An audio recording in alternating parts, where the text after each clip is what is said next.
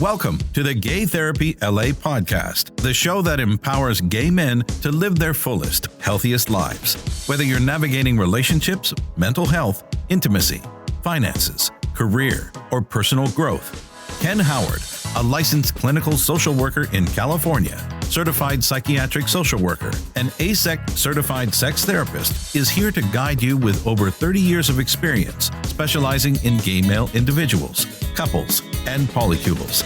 As the founder of gaytherapyla.com and gaycoachingla.com. And now, today's episode. Hi, I'm Ken Howard, and welcome to the Gay Therapy LA podcast. Today, I want to talk about gay men and medical care, navigating the system. Navigating the healthcare system can be complex for anyone, but for gay men, there are unique clinical, administrative, financial, emotional, and cultural considerations that require particular attention. So as a long-term gay men's specialist, psychotherapist, and certified sex therapist, coach, and psychiatric social worker, and as a patient living with HIV for 35 years and being a cancer survivor, I've seen firsthand the challenges and successes that come with securing competent, affirming, and effective medical care in a specifically gay male context. So today we discuss the special considerations for gay men as they engage with the healthcare system, and I'll offer some guidance on making the most of medical care while minimizing frustration with the system. Let's talk about access considerations. As I mentioned in the chapter on health in my self-help book, Self-Empowerment, Have the Life You Want, available on Amazon and other booksellers. Self-Empowerment, Have the Life You Want, Lulu Press, LULU.com. If you're interested in getting that, I think it's about $12. The number one most important word in healthcare is access. Access to medical providers like doctors and physicians and others. Access to laboratory work. Access to medications, including special prescription medications that you might need special authorization for, access to machines that can do scans or diagnostic evaluations, access to information to feel self-empowered to cope with whatever ailment you might have, access to social support that goes beyond the medical part and is part of a patient's social support system, access to the financial means, either income or insurance or both, to receive the care and the tests and the medications that one needs. And this access can vary depending on who you are, where you are, and even when in history you are, because there's more available now than even 5 years ago, and certainly more than, say, 100 years ago or more. So medicine is always constantly changing in all of its clinical and administrative and financial ways. It just keeps evolving pretty quickly with new regulations and new practices. Often clinically, it's for the better, a new and better medication or a new and better technique for treating an ailment. And administratively and financially, it's often for the worse. And premiums for health insurance go up, co-pays do, co-insurances, deductibles. We'll talk about that later. But as there's always an increased squeeze for profits among the healthcare system, things just kind of keep going up. And it's long been discussed that the United States, and sometimes internationally, there is a two-tiered system of care, it's called. One for people with good insurance or good incomes, and another for people who have lesser means, such as no insurance or a reliance on social programs for lower income people, such as Medicare for people with disabilities or older people, 65 and over in the U.S., and Medicaid, which is called Medi-Cal in California, which is the low-cost health care access. So the access to care can be heavily influenced by the political. For-profit health insurance plans with, many billions in profits, and the big pharmaceutical industry in the United States can be very different from countries with a national health system. And sometimes it's related long waits and still a need for private plans for higher income people, even in some countries that have a national health service, according to what I've been told. So there can be variations in the ultimate health outcomes, we say, depending on different social factors. These different outcomes can be related to income or gender, especially for gender minorities, such as trans people, race, with poorer outcomes that have been studied in communities of color for many conditions, sexual orientation, with gay men and other LGBTQ plus people being, generally speaking, underserved nationally, even globally. Geographic location affects outcomes, with urban dwellers having better outcomes than people in rural areas, disability status, and even the specific health insurance plan that you have, either on your own that you've paid for with the premiums or having premiums paid on your behalf by an employer.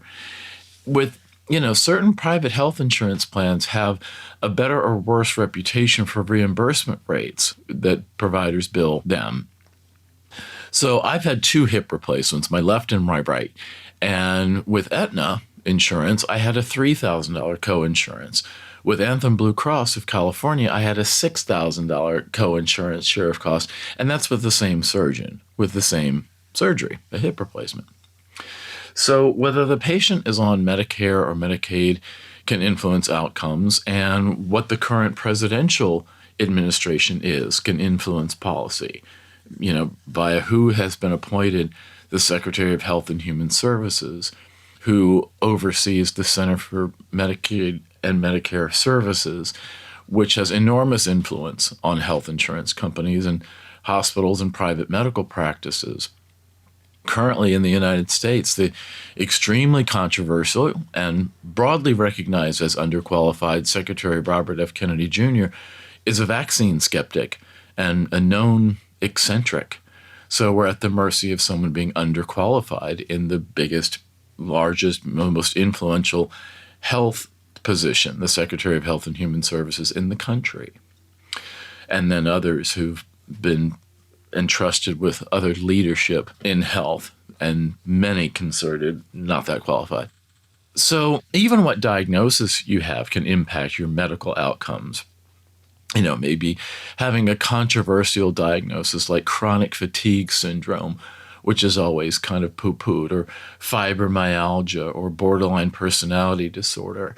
These are some diagnoses that are less well understood, and they can be subject to dismissiveness from providers, including things like dissociative identity disorder.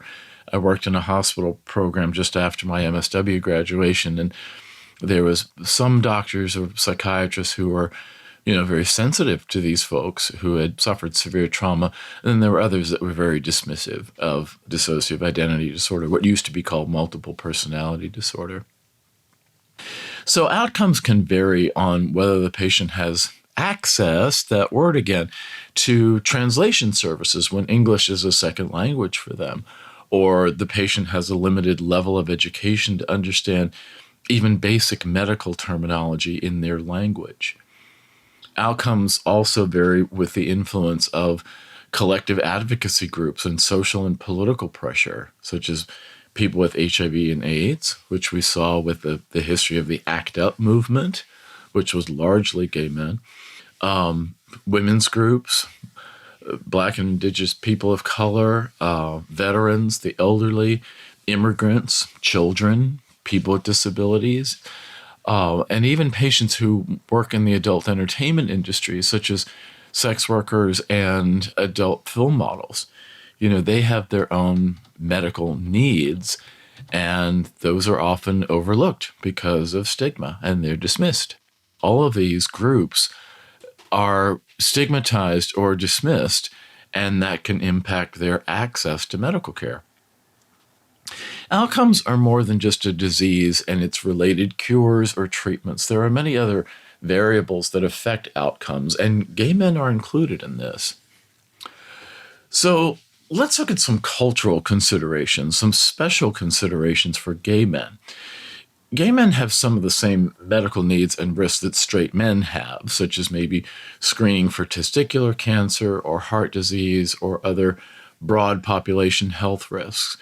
But gay men need specialty screening for sexually transmitted infections, STIs, such as swabbing with a cotton swab, their mouth or their throat, and their ass, and perhaps extra education on HIV prevention with PrEP and STI prevention and doxycycline, taken after a sexual encounter, maybe not all the time, but sometimes, to prevent STIs, as well as screening and care for anal and colorectal health regarding things like anal fissures or fistulas or warts or condylomas, meningitis, hepatitis A, B, and C, having an RPR blood test for syphilis, and routinely having a complete blood count for ongoing eligibility or risk factors, taking medications like Descovy for PrEP and kidney protection, or erectile dysfunction medications like Viagra or Levitra or Cialis orally, or Trimix, the injectable. Testosterone replacement therapy, via topical gels or creams or the little pellet skin implants or injections. Consultations about a harm reduction approach to the use of anabolic steroids that are frank and honest and, again, not dismissive. And recognizing the issues of the culture, which often include gay men and professional athletes and law enforcement officers and firefighters. Consultation about cosmetic procedures in gay men's youth and beauty-obsessed culture, such as cosmetic surgeries or Botox or Dysport or cosmetic fillers, implants, and the discussion of recreational drug use, marijuana, cocaine, crystal meth, LSD, mushrooms, peyote, ayahuasca, poppers, cannabis lubes, all of that. A lot of these are specialty areas in medical care for gay men that just get kind of ignored or dismissed by a lot of mainstream medical providers, which of course does a disservice to gay men. A lot of times we're talking about fighting a disservice to them. Let's talk about the perception of medical care. Various populations can have varied perceptions about medical care. The African American community, very broadly, can have a mistrust of traditional Western medicine due to historical abuses, such as the abuse of black men during the Tuskegee syphilis experiments. I learned some of this when I was clinical director at an HIV social services agency in South LA, which is heavily African American and Latino, and hearing about some of the treatment skepticism in HIV. And they had an older African American male who was a treatment education professional who would liaison with the community and answer questions like, if I take these medications for HIV, is it safe? And he had to say, yes, and here's how. But we had to have someone who was a treatment education professional. People can have different viewpoints as well on Western medicine versus Chinese medicine or other alternative approaches. There can be political or social misinformation and health fads that lead to systemic public health problems like vaccine mistrust due to media misinformation and the fad that's been going on for a while now about all of a sudden, mistrusting vaccines based on a lot of myth. Perceptions vary among genders, such as women and trans people being leery that their needs are going to be met, while macho men can sometimes avoid medical care as what they erroneously see as a sign of strength. I don't need no doctor, that kind of thing. Gay men can have a positive perception of medical care as a means to healthy sexuality and a good appearance and comfort or recreation. I believe that many gay men are heavy utilizers of elective medical care, such as cosmetic dermatology or recreational marijuana, hair transplants, or support for anabolic steroids. Gay men can be, instead of a mistrust, they avail themselves of a lot of medical care because of how it relates to their functioning or their well-being or even their appearance. So let's look at the clinical considerations. Clinically, gay men often have distinct health concerns that may not be fully understood or acknowledged by general non-gay healthcare providers of any gender. And some of these include sensitive issues in sexual health, such as talking about erectile dysfunction or premature ejaculation, or the lack of sexual desire, or pain on being anally penetrated, or mental health challenges like depression, anxiety, recovery from trauma, HIV care, and broader LGBT wellness concerns such as substance use and aging and body image issues, certainly. In sexual health, routine screening for sexually transmitted infections such as HIV and syphilis and gonorrhea and chlamydia, as well as human papillomavirus, HPV-related warts, condylomas, should be an integral part of care. While national health organizations recommend regular screenings for sexually active men who have sex with men, they call it, who don't always identify as gay, many providers fail to offer or even discuss these services unless they're prompted by the patient. PrEP, pre-exposure prophylaxis to HIV, taking a medication to prevent even the introduction of HIV to the system, or PEP, post-exposure prophylaxis, taking an antibiotic before you're even diagnosed with an STI, if you even are. All those should be discussed with any sexually active gay men who want to reduce the risk of HIV exposure or other STIs. And in rural areas of the United States and internationally, there may not be this kind of discussion. So gay men kind of have an extra burden of having to know what to ask and then ask for it, and then, if necessary, insist on it, and then get the benefit of these screenings. So they're not at the mercy of certain medical conditions that would really undermine them if they weren't screened for and, of course, identified and, most importantly, treated. Let's talk about the importance of sex-positive urologists and endocrinologists, a specific specialty within medicine. Because for gay men, sexual health concerns extend beyond just STI prevention. Issues like erectile dysfunction or testosterone replacement therapy, pelvic floor dysfunction, and prostate health require specialized care from urologists and endocrinologists who understand the unique needs of gay men. Finding a sex-positive provider, someone who's comfortable discussing sexual function without judgment, without stigma, is critical. Sex-negative or uninformed doctors may dismiss or misinterpret symptoms that leads to just suboptimal care. Gay men in general and gay men living with HIV in particular can be subtly or overtly discouraged from being sexually active in the first place, as can older gay men or gay men with disabilities, such as being on the autism spectrum. Gay men can get not so subtle messages that their doctor is dismissing or discouraging or ignoring their needs, especially regarding sexual health. Ideally, gay affirmative sexual health providers would coordinate with other professionals, such as yours truly, an AASECT certified sex therapist. There's a lot of overlap between what a sex therapist like myself does and what a ideally gay affirmative sex positive urologist or endocrinologist would do about the endocrine system with hormones, balancing testosterone with estradiol and the others, and urologists, all things about peeing and ejaculating and penile functioning, and without judgment. That's one of the things I'm very proud of in my work, week to week, is that guys just feel like they can come to me, guy to guy, gay man to gay man, and talk about these things when they might feel a little shy to talk about it with, for example, straight women or straight men. And that would go for both a therapist or a coach or a medical doctor. Let's talk about mental health. So mental health remains a critical component of medical care. Gay men experience disproportionate to the population levels of anxiety and depression and trauma due to minority stress or discrimination and rejection. Finding a culturally competent therapist, ideally one with experience working with gay men, can be really crucial.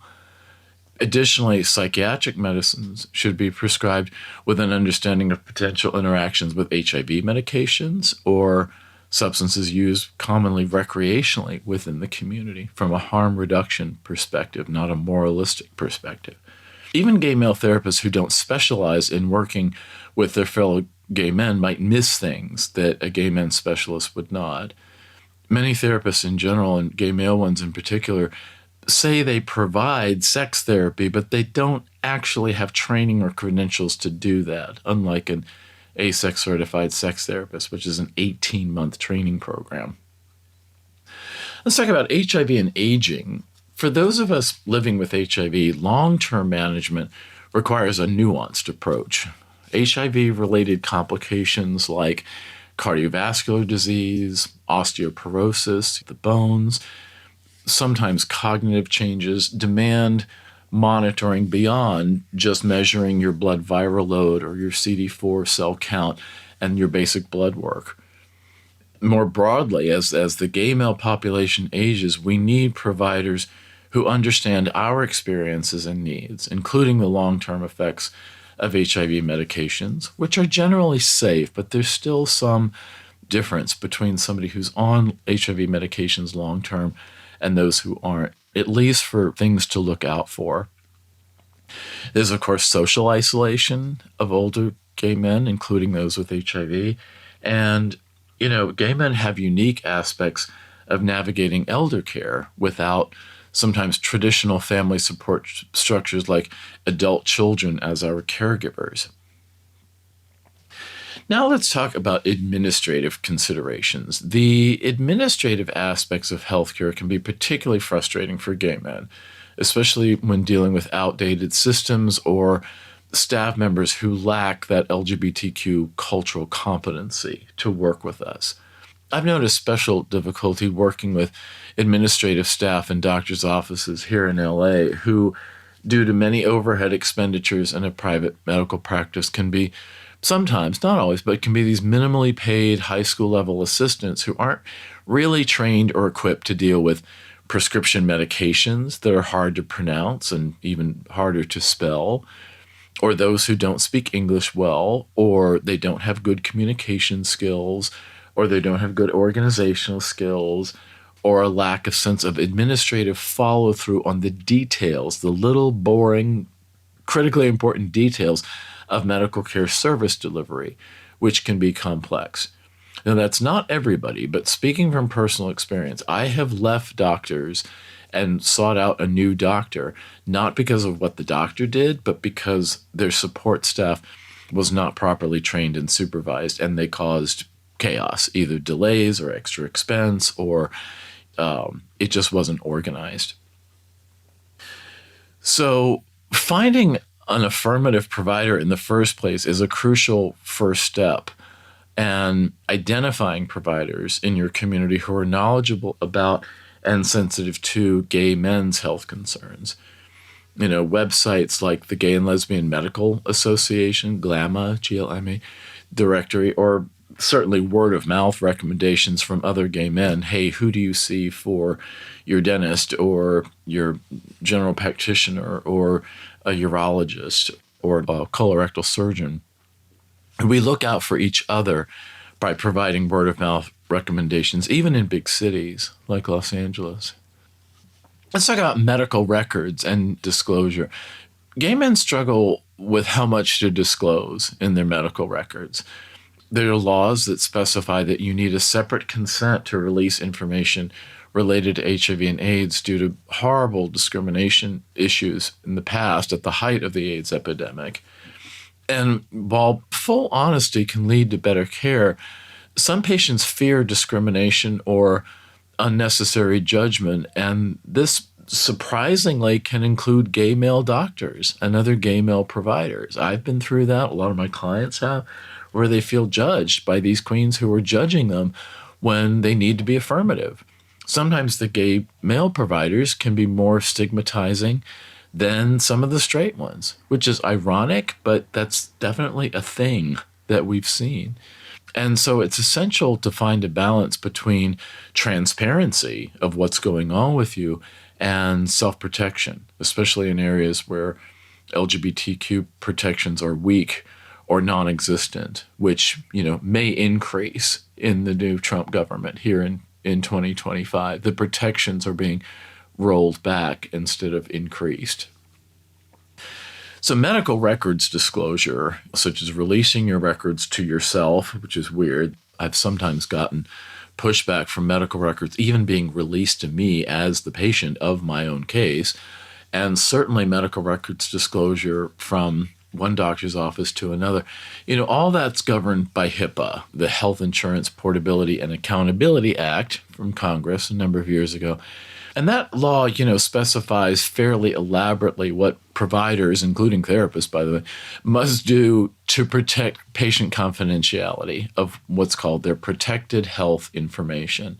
And this was especially after providers and staff in California, where I am, disclose confidential medical information about movie stars and other celebrities to tabloid magazines like TMZ and stuff like that, and scandals. You had people working in the hospitals frequented by celebrities in LA, and they would disclose to the gossip magazines about who they saw and what was going on with them. And so that was part of the HIPAA law evolution and also regulations about health insurance. But it was in response to too much about the confidential patient information was being disclosed willy-nilly.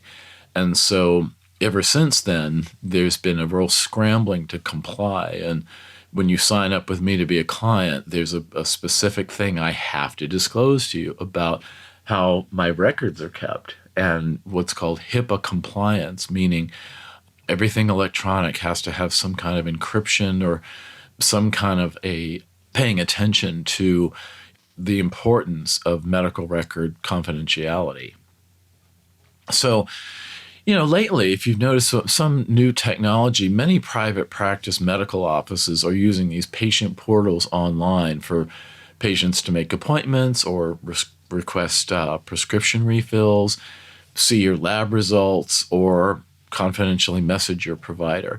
And that's because of HIPAA and medical confidentiality, and also because if the government and the health insurance plans reduce rather than increase how much they pay providers for care in insurance, they have to reduce staff. And one way of reducing staff is to have it all automated in a patient portal and a website for the practice. Other administrative issues can be about needing copies of lab results to coordinate with other doctors who treat you. Boy, have I been through that. I have a HIV specialist in Los Angeles, and then I have a men's health and hormonal expert in Florida where I'm seen by telehealth and, for things like testosterone and estrogen and all that stuff. And every time I need fresh lab results to the endocrinologist in Florida, I have to really hustle to get copies of those.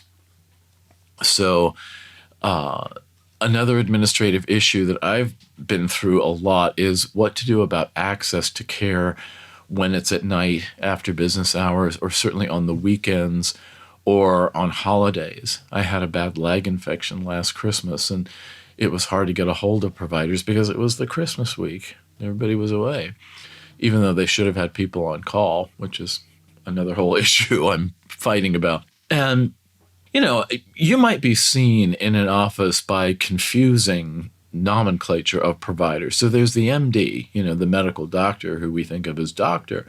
Then there's the PA, the physician's assistant, or the nurse practitioner, the NP. And these are all providers who are authorized to medically treat you. But most, I think I would say, medical practices are not doing quite as much with MDs always as they are the PA or the NP. And I've actually found the care can be quite good with a PA or an NP. That's not necessarily less than because it's not an MD or a DO, a doctor of osteopathy. I think it has to do, with what is that clinical relationship like? Do you feel comfortable talking to this person, this provider that you experience as being nice and informative and responsive and affirmative to you? There also would be other, professionals in the medical world, a radiology technician who might conduct an MRI scan or an X-ray or take an ultrasound, or a phlebotomist who takes the blood sample from you. Administrative staff also help to fend off insurance company hassles, like when a doctor has to write a prior authorization for coverage, that they will pay for a lab procedure or a special prescription medication, or to troubleshoot a billing problem with an insurance company. So a relationship with the administrative staff is critical. And sometimes that can be good and it's great, and sometimes it's not, and you have to really assert your rights. There's this saying, those who say hell hath no fury like a woman scorned have never met a homosexual who is mildly inconvenienced. So I don't know who wrote that originally, but I do think it's funny. Lately we might see concierge practices, an increasing number of medical practices in the United States to deal with the decreasing funding from health insurance companies or from Medicare and Medicaid, operate on a concierge model where patients pay an annual or monthly fee for membership in the practice in exchange for enhanced access, like getting a same-day appointment or having longer consultations with the doctor, or having more direct and maybe more robust direct communication with the physician, like having their personal cell phone number. And some concierge practices charge additional fees for administrative tasks, such as handling forms or phone calls or faxing documents. My doctor in Los Angeles, his practice charges a flat $500 per year per patient.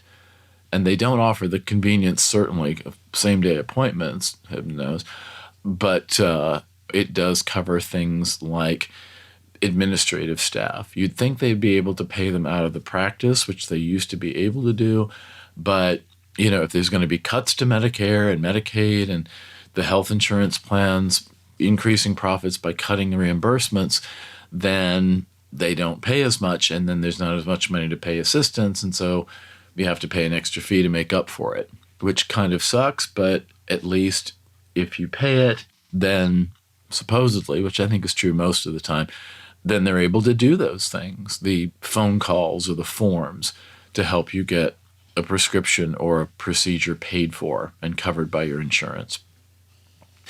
And so the concierge model can provide better service, but with those fairly significant out-of-pocket costs that aren't covered by insurance, that kind of makes them inaccessible for many patients. Not everybody can just, write a check every year for $500 and not feel it. So that's a bit of a problem. But then guys like that might need to go to more of a community-based clinic that doesn't offer as many conveniences probably, but also doesn't have these fees. And that's part of it. Let's talk about financial considerations.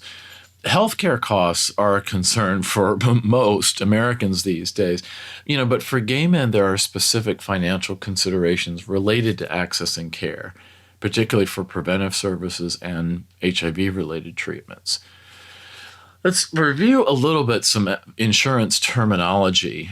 Some of you might know this, some of you might not, but health insurance plans often include several financial components. So the premium, I've mentioned that word, that's just the cost that you pay for your insurance plan, like a monthly fee. And maybe your employer covers most of that, but maybe there's a payroll stub deduction where you pay an extra $100 a month toward the premium, which is the cost monthly of your health insurance plan. I've mentioned the word deductible. It sounds like you're deducting something from your taxes, but it's a different kind of deductible. The deductible is the amount that you must pay out of pocket, usually at the beginning of the year, before your insurance starts covering expenses. So mine used to be $500, and you use up that fairly quickly. It changed with a new plan to $2,000 a year. And I wanted to see an out-of-network urologist, and I couldn't do that because my deductible for seeing an out-of-network provider was $2,000. I'm not going to use $2,000 worth of urology in a year. And that happens with some of my clients with mental health. I'm out of network, and so, that's a lot of therapy for whatever, a $2,500 deductible. We probably wouldn't use that much therapy in the course of the year. So the amount of your deductible that's on your plan is always an important question to ask. The copayment or the copay, That's the fixed amount that you pay for certain services. Like it's $20 in copayment every time you go to the doctor. Your coinsurance, that's the one that I think is kind of the trickiest. The coinsurance is the percentage of medical costs that you share with your insurer after meeting your deductible, such as you pay 20%, insurance covers 80%, but 80% of what? And it's 80% of the rates the insurance company decides are reasonable and customary for your zip code, which are almost less than what they actually are. They'll say the average price for a therapy session or for an office visit is much lower than it actually is. You just kind of want to say, get real to these insurance companies. But it's according to the procedure you had. Everything you do at a doctor's office has what's called a procedural code attached to it. So, for example, an hour of therapy via telehealth is coded 90837-95. That's what you would see on the claim form that I gave you after a session. The 95 means it's telehealth and not in person. And the 90837 is the code that's universally accepted for the 60-minute therapy hour. So understanding these terms and some of the others helps GayMen to budget for medical expenses and to avoid unexpected costs. And there's even things like the good faith estimate. When my clients sign up with me, I have to give them a form that gives them an estimate in good faith about what it might cost to work with me over a period of time. You have to do that so that people have some ballpark about what having a medical procedure or even a service like therapy would entail. Now, coaching, to digress for a second, is not covered by those things. So coaching is not considered a medical care services delivery procedure. It's considered a personal professional service. So coaching is a lot like saying a gym trainer or having an interior designer or a masseur for massages or any kind of other personal service that's more of a service rather than a medical care thing. Therapy is still considered a medical care delivery service. So you can sometimes save money by getting a second opinion at another doctor's office and getting a price quote for the same procedure, like having a colonoscopy or a surgery. I have to have a colonoscopy soon, about every 5 years. And in California, there's a law, the No Surprise Billing Act. And that was a law that was so that patients are not ever charged more than, I think, about $400 more than the price they were quoted. And I found that you really have to demand, you have to queen out on these people, I found, to demand a specific dollar amount information from medical offices. Because for some reason, doctors will avoid discussing finances, and they'll just say, oh, let the billing office up front handle all that. And to me, that's dismissive. Offices will be reluctant to quote specific costs out of fear of saying the wrong thing or failing to take into account the differences between what they bill, what the insurance allows to be billed, what insurance covers, and what the patient will ultimately owe, especially after the deductibles. They also don't want to quote hard numbers, dollar amounts, because they're afraid that patients will leave and find a better price elsewhere. It's like a reverse auction. Who's the lowest price or who's the lowest bid? But you have a right to know what you will have to pay, or at least the good faith estimate, so you don't have a medical office visit or a procedure, and it's like signing a blank check. I don't know what this is going to cost me, but I'm committing to paying it as I have my ultrasound. It's like, no, I want to know what I'm going to be paying up front. It's kind of like, you buy a loaf of bread at the grocery store and they'll say, okay, that'll be $50. It's like, okay, I just wanted my loaf of bread. If I had known it was going to be $50, I wouldn't have brought bread that day. So you have a right to ask for that, even though they're going to give you a lot of pushback. They also want to cover their ass about not being held to it, because if they say, oh, okay, an ultrasound is going to be $852, if you end up getting a bill for $853 because of some kind of rounding up or something, or it's different from what they quoted, then they can be held responsible. You told me it was going to be not $1 more than 852, and here I have to pay an extra $1. It's not quite like that, but they're afraid of being held responsible for something if they somehow get it wrong. That's why you're going to hear a lot of qualifications like this is subject to confirmation, this is subject to processing, a cost estimate is not a guarantee of the exact costs. And they run around because all these medical offices are so afraid of being sued that sometimes they don't get anything done because they're too afraid of being sued if they say one thing. So they just say, I'm not telling you that. So I've had this experience recently, and, I really had to do battle with an office at UCLA Medical Center in Los Angeles. These people can be sneaky, and it's not really ethical, and now it's not even legal to kind of say, oops, surprise, you owe us $2,000 for this, and you didn't know it was coming. That's not cool, So you really have to ask because people don't know they have these rights usually. Sometimes even the providers don't even know they have the obligation to discuss fees up front upon request. So there can be differences between the healthcare facilities, like a hospital or an outpatient surgical center. What are the in-network charges for your health insurance plan, meaning that they agreed to take a discounted billing for, say, a colonoscopy in exchange for more patient referrals from that health plan. Or an out-of-network facility, meaning that insurance companies have less control over what the practice can charge. And there are pros and cons to this. For the basic stuff, you might be better served by your basic in-network facility or provider, like if you have to have an ultrasound or an X-ray or an MRI. For a specialist or someone with very specific experience or credentials, like me as a gay men specialist with over 30 years of experience and a certified sex therapist and a certified psychiatric social worker, all these credentials, yes, I'm going to be out of network because that is expertise that commands a higher fee, just like it would be with anyone who has specialized credentials. So when you're comparing providers or facilities, there might be differences in how they handle the case clinically, such as various ways of doing surgery or what medications they prescribe. Sometimes whether or not a facility has a real modern approach to a surgery, like doing it laparoscopically, with kind of robots and stuff, or whether they do it the old-fashioned way, which is probably harder, that can depend on which provider or facility that you're at.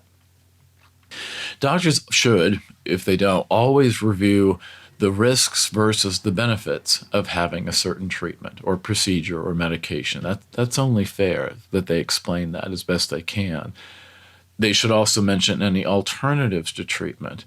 And patient advocacy professionals even encourage patients to ask, this was in, I think, the AARP magazine, to say, what happens if we don't do this? How much risk am I really at if I don't have this test or if we don't do this procedure?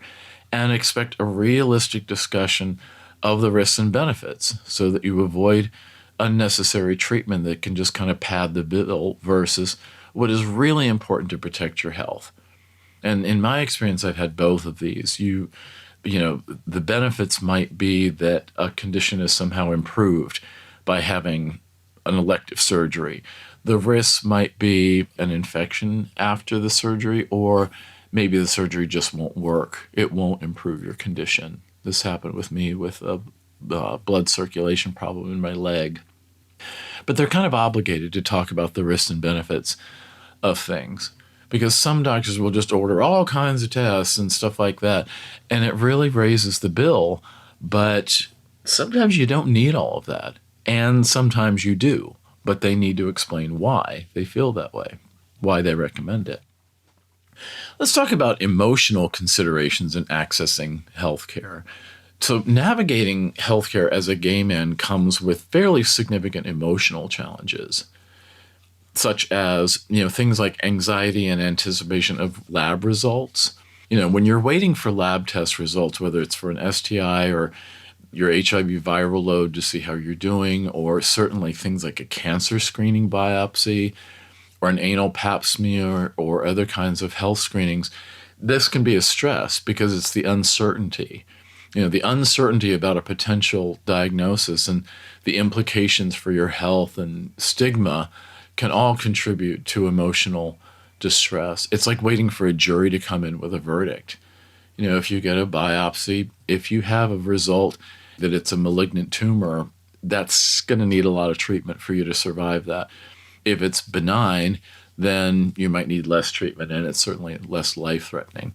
So there's a lot of emotional components, and I've worked with guys who are newly diagnosed with HIV, or one guy had a lot of emotional concerns about things like a colorectal screening because he felt it was an indignity, to have his ass probed with a scope.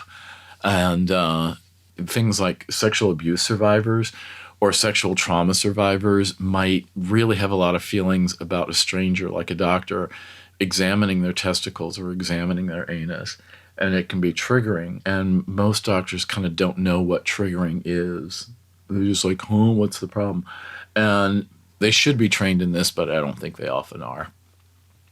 So coping with uncertainty, managing a chronic health condition that might get better or worse over time, or waiting for medical treatments can create anxiety about your future.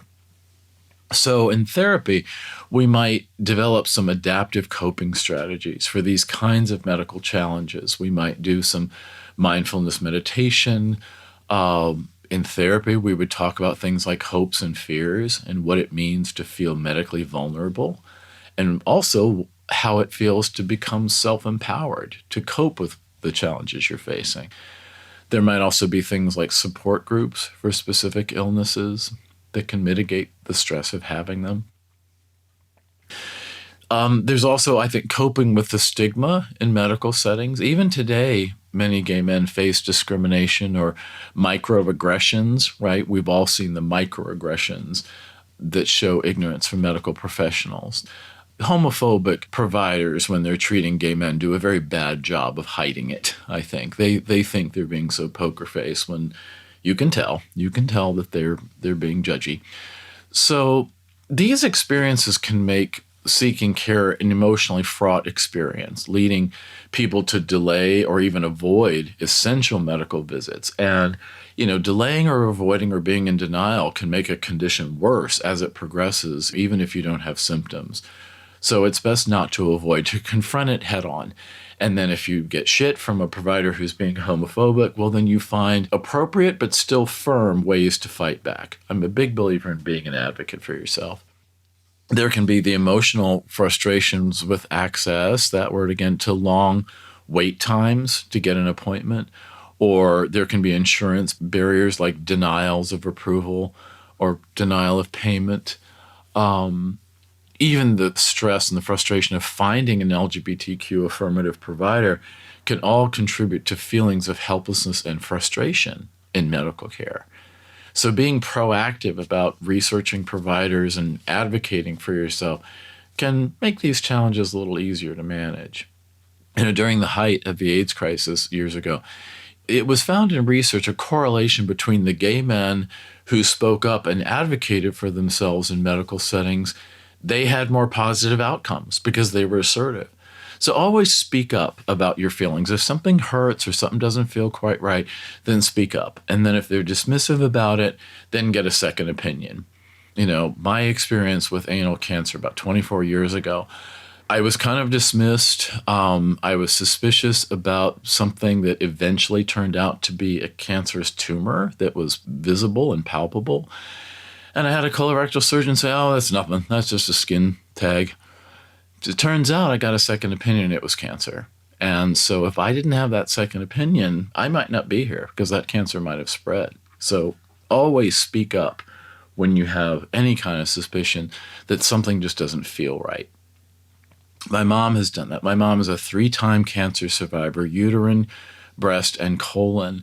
And if she didn't speak up, I think the first symptom that she had of colon cancer was a little bit of blood spotting when she went to the bathroom. And that's not right. So she went to the doctor and said, I've got some spotting of blood on my toilet paper. What's going on with that? And he said, well, let's check it. And of course, she checked it, and she had colon cancer. And she got it treated, and it's been, 34 years since that happened, I think. So speaking up, that old saying, an ounce of prevention is worth a pound of cure. So anytime you have any kind of symptom, I know there's the other side of that, of being seen as a hypochondriac, but I'd rather be safe than sorry. If you have something that doesn't feel right or something that just isn't normal, it's always okay to say, hey, doc, is this okay? What is this? And then hopefully they have the skill to be able to recognize what it is and how to treat it. So there's also the emotional component of the financial stress, like we've said. For those struggling with medical costs, financial burdens can take an emotional toll. So balancing your medical expenses with other just life needs like housing and food and transportation and car insurance and, of course, anything in your leisure life, that can create an ongoing stress. So seeking financial assistance programs with facilities or even a doctor's office, sometimes asking for a discount and say, okay, you billed me $1,200 for this. Can I maybe pay you $900 if I pay it all up front? Or can I pay you $400 in 3 succeeding calendar quarters of the year? Financial assistance programs are available through many drug companies. If you can't afford a medication, I would talk to the drug company and say, is there a patient assistance program for me to be able to have your drug but not have it be a financial burden? There also might be nonprofit organizations in your area or something in the community, and all of those things might relieve some pressure. But it's a problem, politically in the United States, where the number one reason for bankruptcy in the United States today is medical bills. And that's an awful thing. And, more of the left-leaning politicians are trying to pressure the government to cover more. And of course, the right side would pressure the government to cover less. It's you're on your own. If you can't afford it, then you don't get it, and you just suffer the consequences. So we live with that political battle for, decades and decades in the United States. Let's talk a little bit more about asserting yourself and self-advocacy in medical care. So many gay men have encountered these dismissive or just uninformed providers, just innocently uninformed. Oh, I didn't know that. They're not necessarily hostile to gay men. It's not a homophobia thing, but they're just uninformed about it. So, medical providers and other staff are still vulnerable to having the same stigmas and prejudices as the general population. So self-advocacy is really essential to receiving the proper care. You don't need to be outright rude, which can be kind of counterproductive because then they just get pissy and defensive. But you do need to be firm, especially if you encounter incompetent or unethical or inefficient or rude care. You have the right to just keep escalating things. If you have a bad experience with a medical provider, you can talk to your health insurance company. You can talk to the medical director of the facility. You can even talk to the press if you need to. Or certainly, things like Yelp reviews. There are ways to fight back. You have to learn how to recognize bias in providers. Many gay men have experienced these dismissive or even hostile treatment in medical settings from whoever, doctors, nurses, office assistants, lab techs, and front office staff. And hopefully we don't have this kind of thing, but depending on where you are and depending on who it is, you might experience something negative. So I think while explicit discrimination is less common than in the past, and, it's certainly illegal with duty to treat laws. You can't just say, hey, you're gay, I'm not treating you. Although I think in places like Tennessee, I actually think that's legal. I'm not sure the status of that law. If somebody lives in Tennessee, you can tell me. But, the right wing in Tennessee, I think, passed a law saying that a provider has the right to say, this is against my religion to treat a gay man or a trans person or whatever. No, I'm not going to do that. And there's a law that says, okay, you don't have to. In other states, most other states, you have a duty to treat where whether you like it or not, you're going to have to treat this patient the same, whether they're gay or straight or black or white or old or young or whatever. You have a duty to treat them equally. So There can be dismissive attitudes towards sexual health. Like, I don't know, how many partners are you seeing? You seeing too many partners there? That's a negative thing. It doesn't matter you have a right to control your own body. If you want to have one partner, that's fine. If you want to have 15 partners in a weekend and a gangbang, that's still your right to do. Or stereotyping, oh, you're gay. Do you have AIDS? That used to be a thing that was heard in doctors' offices everywhere. Or, just a lack of familiarity with LGBT health concerns can all be a signs that a provider is not the right fit, including gay men asking for PrEP. You can get doctors say, oh, I don't believe that. I don't believe that. And it's like, tough shit, dude, or lady, whatever it is. They need to prescribe you that if it's medically necessary. But then they're trying to make laws where a doctor or a pharmacist can say, I don't believe in birth control. So they don't prescribe it for a woman or a trans man who's subject to pregnancy. Or PrEP especially, They're trying to pass laws where if a doctor or pharmacist doesn't believe in PrEP or the abortion pill or whatever, they don't have to prescribe it or they don't have to sell it to you. So that, of course, creates a barrier to healthcare.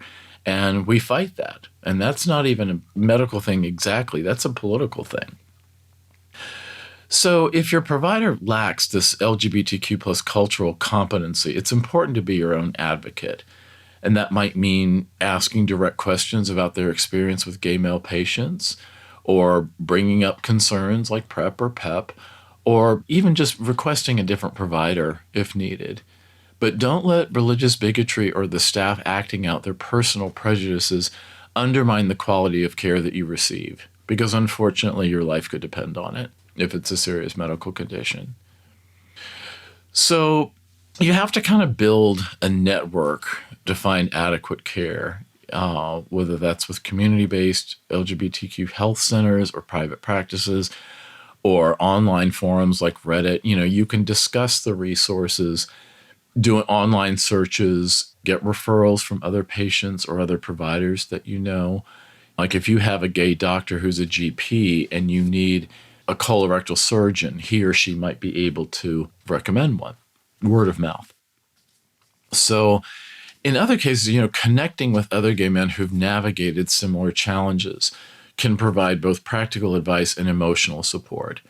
One of the reasons why I'm fairly self-disclosive about what I've been through, and I don't really keep that private, is because I don't believe in stigma. And if I can help you as a gay man, my clients, if I can help them to access care more easily, then I'm going to do that. I'm going to make that referral, or I'm going to tell them what I've been through so that it kind of demystifies the process, just about anything, hip replacements or all kinds of things, because I've had a lot of medical care. So I tend to talk about it for people who have the same problems, because it can really help kind of a buddy system to kind of learn what someone else went through and kind of a list of do's and don'ts. In my blog, I've written about tips for a successful hospital stay based on my stay in the hospital. And there's just different articles on the blog, gaytherapyla.com/blog, or certainly other podcast episodes have talked about medical care. So in conclusion, gay men face unique challenges in navigating the medical system, but with a combination of knowledge and preparation and self-advocacy, quality care is attainable. And quality care, I'm sorry, but the stakes are high. It can make the difference between life and death sometimes. So whether in the United States or you're abroad somewhere, the key to effective healthcare for gay men lies in education and persistence, and a commitment to finding affirmative providers who truly understand your needs. And they get it, and they know how to treat it. They've done the work to research. How do you treat such and such a condition? So sometimes in therapy or coaching sessions with my clients, I might do a role play with a client so they can go into speaking with their doctor kind of well rehearsed, and I help them write a list of questions to ask their doctor. I do this a lot for clients going in to see their psychiatrist. And we can also process in a session any hopes or fears or anxieties that you have about your health. I can't give medical advice, as a therapist and a coach, because that's what medical professionals do. You have to stay within the bounds of your license clinically. and that would be outside what's called the scope of practice for a therapist or for a coach. But I can discuss health issues overall, especially from my perspective as a long-term patient and provider, and as a sex therapist, and as a psychiatric social worker, and as a long-term coach. So I've been around, and I can give sometimes very practical and sometimes a little cynical feedback. So you go in with eyes wide open. So if you need help for any of this, for navigating the medical system as a gay man, let me help you. You can text me 310-339-5778. That's 310-339-5778. Or email me, ken@gaytherapyla.com or ken@gaycoachingla.com for more information or making an appointment for the free 15-minute consultation, or even if you just want your first appointment. And I would be happy to help. If you have suggestions for future podcast episodes, please let me know. I always welcome your suggestions. And thanks. And I'll see you next time.